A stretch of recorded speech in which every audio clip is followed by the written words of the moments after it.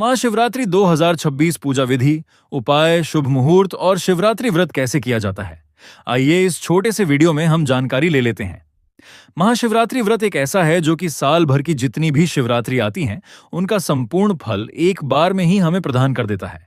नवग्रहों की दशा सुधरती है और महायज्ञ समान फल मिलता है मात्र एक महाशिवरात्रि का व्रत करने से। इसका शास्त्र वर्णन कहता है कि यह व्रत चमत्कारी रूप में जीवन में प्रभावी असर डालता है और सारी खुशियां प्रदान करने वाला महाव्रत माना जाता है। परिवार का कोई भी एक सदस्य करता है इस व्रत को तो सभी को इसका फल मिलता है। अब आप सभी को सुबह के समय स्नान इत्यादि से निवृत्त हो जाना है। लाल या पीले वस्त्र धारण कर लेने हैं। सुंदर भाव, सच्चे मन से गंगा जल मिश्रित जल से सबसे पहले आप स्नान करें। भगवान सूर्यनारायण का रविवार का दिन है तो जल चढ़ाइएगा। उसके बाद आप सभी को सुंदर भाव सच्चे मन से, शिव पार्वती की कोई मूर्ति प्रतिमा है और उसमें गणेश जी विराजित हैं तो उन्हें आप लाल या पीले वस्त्र के ऊपर रख लीजिएगा। अगर आप शिव मंदिर में पूजा कर रहे हैं तो भी घर में इस तरह पूजा जरूर करें ताकि रिद्धि सिद्धि का वास हो और मां गौरा और महादेव सदा सर्वदा परिवार में सुख समृद्धि दें। तो शिव मंदिर में भी पूजा करें और घर पर भी इसी तरह से आप पूजा कीजिएगा। कई लोग कलश स्थापना नहीं करते, परंतु हम साधारण सरल तरीके से यहां पर दीप कलश रख रहे हैं। अगर दीप कलश रखते हैं तो इसमें समस्त शिव परिवार, नवग्रहों की दशा हमारी सुदृढ़ होती है।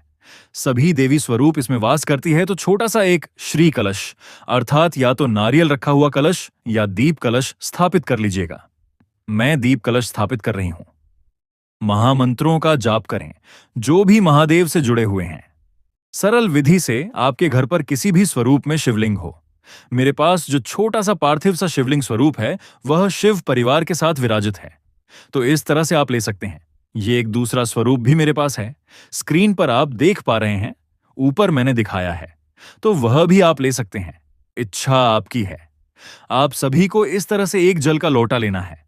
जल के लोटे के अंदर चाहे तो पिसी हुई हल्दी रख लीजिए या गांठ वाली हल्दी, अक्षत पुष्प दवा, 1 रुपए का सिक्का और दुर्वा, ये 5 चीजें जो आपको उपलब्ध हो जाएं वह रख लीजिए।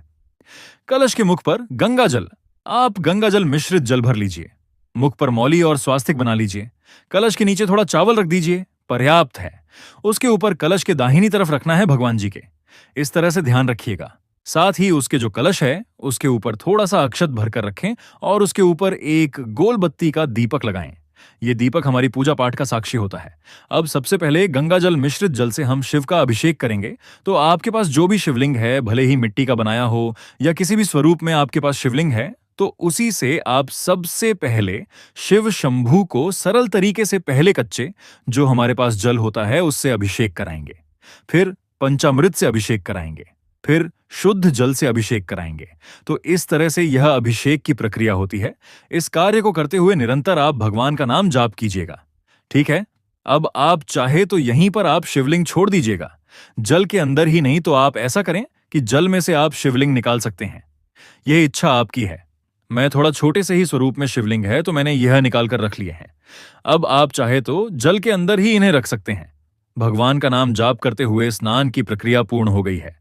अब आप सभी अन्य देवी देवता जो यहां पर विराजित है, जैसे गणेश जी महाराज मेरे में हैं, माता गौरी है, कलश देवता हैं, तो सबसे पहले उन पर भी जल का अभिषेक करेंगे ताकि हमारे स्नान ध्यान की प्रक्रिया पूर्ण हो जाए। दीप देवता हमारे प्रज्वलित हैं ही। ऐसे में थोड़ा हम लेंगे संकल्प। दाहिने हाथ में पुष्प और अक्षत लेकर अपना नाम गोत्र बोलेंगे और कहेंगे कि हे महादेव, हे मां पार्वती, हे गणपति गजानन, हे मेरे इष्ट पितृ देवी देवताओं, आज मैं महाशिवरात्रि का व्रत करने जा रही हूं।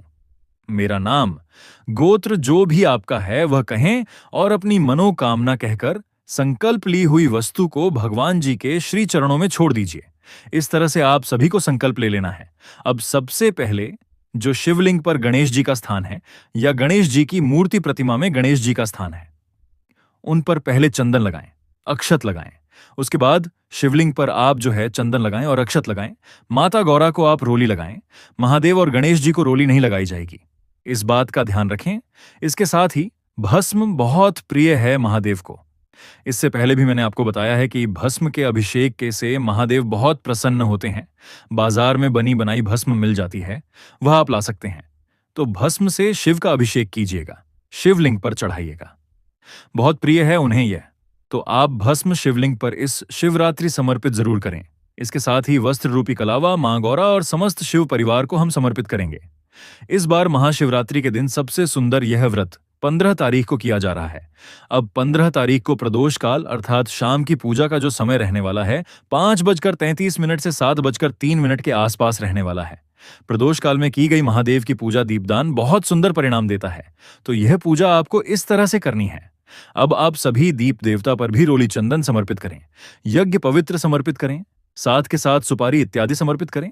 साथ ही आप जो बेलपत्र लाए हैं वह भी नमः शिवाय, ओम श्री शिवाय नमस्तुभ्यम कहते हुए शिवलिंग पर बेलपत्र चढ़ाएं और साथ के साथ आप धतूरा चढ़ाएं। रुद्राक्ष आपके पास है तो वह शिवलिंग पर समर्पित करें। साथ के साथ भस्म, आंख, धतूरा जो आपसे व्यवस्था हो पाए सारी चीजें आप लीजिएगा। चंदन इत्यादि से उनको जो है श्रृंगारित कर या आप नमः शिवाय, ओम इन पर लिखकर आप शिवलिंग पर समर्पित कर सकते हैं। बहुत सुंदर इसका परिणाम मिलता है। 108 की संख्या में कर सकते हैं समर्पित। कम ज्यादा जितनी भी व्यवस्था हो उतनी आप समर्पित कीजिए। देखिए किस तरह से इसे समर्पित किया जाता है। इस तरह से तीनों जैसे हम हवन करते हैं, ठीक उसी प्रकार से मृगी मुद्रा बनाकर आप शिवलिंग पर बेलपत्र समर्पित कीजिएगा। इसका चमत्कारी परिणाम मिलता है और सौभाग्य इससे बढ़ता चला जाता है। तो इस तरह से आपको इस शिवरात्रि पर सरल सी पूजा अपने घर के मंदिर में करनी है।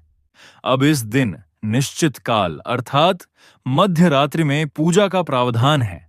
वह रहेगा निश्चित काल का समय 12:09 से 1:01 के आसपास। प्रिय श्रोताजनों, इस दिन 4 पहर की पूजा का बड़ा महत्व है। संभव हो तो 4 पहर पूजा करें, नहीं तो कोई दिक्कत की बात नहीं है। आप सुबह और शाम भी पूजा कर सकते हैं। दूर्वा घास इत्यादि पुष्प इत्यादि इस पूजा को पतित साथ में करते हैं तो संतान की प्राप्ति होती है। सभी को यह पूजा करनी चाहिए और यह पूजा बहुत उत्तम मानी जाती है और श्रेष्ठ परिणाम देने वाली होती है। इत्र महादेव को प्रिय है, मां गौरा को प्रिय है, गणेश जी महाराज को प्रिय है। तो यह सभी चीजें धीरे धीरे एक एक करके समर्पित करें। अब व्रत कैसे किया जाता है? देखिए, जब हम 15 तारीख का व्रत करेंगे उससे पहले 14 तारीख की रात्रि को ध्यान रहे। प्याज, लहसुन, तामसिक चीजें बिल्कुल सेवन नहीं करनी है। शुद्ध सात्विक चीजें खाएं और सुबह 15 तारीख को जल्दी उठकर आप सभी गंगा जल मिश्रित जल से स्नान करें। सूर्य भगवान को जल चढ़ाएं, तुलसी में दीप दान करें। फिर आप सभी महादेव की सुबह सरल सी इस तरह से पूजा कर लीजिएगा, ठीक है। शिव मंदिर में भी जल जरूर चढ़ाएं। बेलपत्र वृक्ष की भी पूजा जरूर करें। स्क्रीन पर देख पा रहे हैं, लौंग और इलायची महादेव को बहुत प्रिय है। 108 की संख्या में लौंग चढ़ा सकते हैं, 108 की संख्या में इलायची चढ़ा सकते हैं, 108 आप काला तिल चढ़ा सकते हैं, या अनगिनत जितनी आपकी इच्छा है उतनी चीजें आप चढ़ा सकते हैं। इनका अपना महत्व है। जैसे चावल चढ़ाने से चंद्रमा की स्थिति कुंडली में मजबूत होती है, तिल चढ़ाने से काला तिल शनि राहु संबंधी परेशानी दूर होती है, लौंग इलायची चढ़ाने से शत्रु बाधा दूर होती है। तो इन चीजों का अपना एक महत्व है और इनका शास्त्रों में भी विधान मिलता है, ठीक है जी। तो आप इस तरह से, माता रानी को हरा रंग बहुत ही प्रिय है। आप जो आपसे बन पाए, जो आपकी व्यवस्था हो, जिस स्वरूप में भी आपके पास व्यवस्था हो, सुहाग की सामग्री लाकर मां गौरा को भी समर्पित करें। क्योंकि इस दिन का जो वर्णन मिलता है वह ऐसा मिलता है कि इस दिन मां पार्वती और महादेव का विवाह हुआ था। और साथ ही ऐसी भी मान्यता है कि इस दिन शिवलिंग का प्रादुर्भाव पूरे ब्रह्मांड में हुआ था। तो आप अपनी इच्छा शक्ति सामर्थ्य अनुसार सामग्री समर्पित कर सकते हैं। साथ ही इस दिन नारियल का अपना महत्व है। आप मां पार्वती और महादेव को स्पर्श कराकर नारियल और दक्षिणा भी पूजा में रख सकते हैं। साथ ही मौसमी फल, जैसे कि इस समय बेर बाजार में मिलता है, गेहूं की बालियां बाजार में मिल जाती हैं, उनका भी आप भगवान को भोग लगा सकते हैं। साथ के साथ इस दिन अन्य चीजें जैसे मिष्ठान इत्यादि का भोग लगा सकते हैं। जो मौसमी फल इत्यादि है उनका ज्यादा से ज्यादा भगवान को भोग लगाएं। आपके पास खीर है तो उसका भोग लगाएं। मौसमी फल, ड्राई फ्रूट जो आपसे बन पड़े उन चीजों का भोग लगाएं। और इसके बाद एक दूसरा दीपक लेकर हम सभी आरती गाएंगे शिवजी महाराज की। ओम जय शिव ओमकार, ये वाली आरती गाएंगे। साथ ही शिव चालीसा या आप शिवजी से संबंधित मंत्र इत्यादि का जाप भी यहां पर बैठकर कीजिएगा। सरल सी पूजा होती है। इस तरह से सुबह पूजा करें और साथ ही आप पूरा दिन भर में चाय, पानी, फलाहार, दूध, जूस और जो फल इत्यादि खाए जा सकते हैं उनका सभी का सेवन कर सकते हैं। यह व्रत पूरे दिन और रात को किया जाता है और दूसरे दिन जब सूर्य उदय हो जाए 16 तारीख को तभी हम अपना व्रत खोलेंगे, ठीक है। सूर्य उदय के साथ दान कर कुछ वस्तु को अपना व्रत शिवलिंग पर चढ़ाए हुए जल या बेलपत्र के साथ या भगवान को लगाए हुए फल के भोग के साथ हम अपना व्रत खोल लेंगे। और साथ के साथ इस दिन आप सभी को एक समय का भोजन पंडित ब्राह्मण जी को दान करना चाहिए। शिवलिंग पर चढ़ाए हुए फल का सेवन कर कर ही आप अपना व्रत खोलें। ठीक है, इस तरह से यह जानकारी थी। और यह जो पूजा चौकी है, यह शिवरात्रि की रात्रि ऐसे ही रखी जाएगी। दूसरे दिन ही व्रत खोलने से पहले चौकी हटाइएगा। प्रसाद हमेशा पूजा के 1-1.5 घंटे के भीतर ही हटा लिया जाता है। अभी के लिए इतना ही। एक जल का लोटा प्रसाद के साथ ही रखें और साथ के साथ आप सभी जल के लोटे को आरती के ऊपर से 3 बार घुमाकर धरती पर छोड़ दीजिएगा। सरल पूजा है, बहुत श्रेष्ठ होती है और सरल विधि से किया जाए तो लाभ तो मिलता ही है। और जल्दी से वीडियो को लाइक करके हमारे YouTube चैनल को सब्सक्राइब करें और कमेंट बॉक्स में हर हर महादेव जरूर लिखें। दोस्तों, ये तमाम जानकारी जनरुचि को ध्यान में रखकर दी जा रही है। ज्योतिष और धर्म के उपाय और सलाहों को अपनी आस्था और विश्वास पर आजमाएं। वीडियो का उद्देश्य मात्र आपको बेहतर सलाह देना है। इस संदर्भ में हम किसी प्रकार का कोई दावा नहीं करते हैं।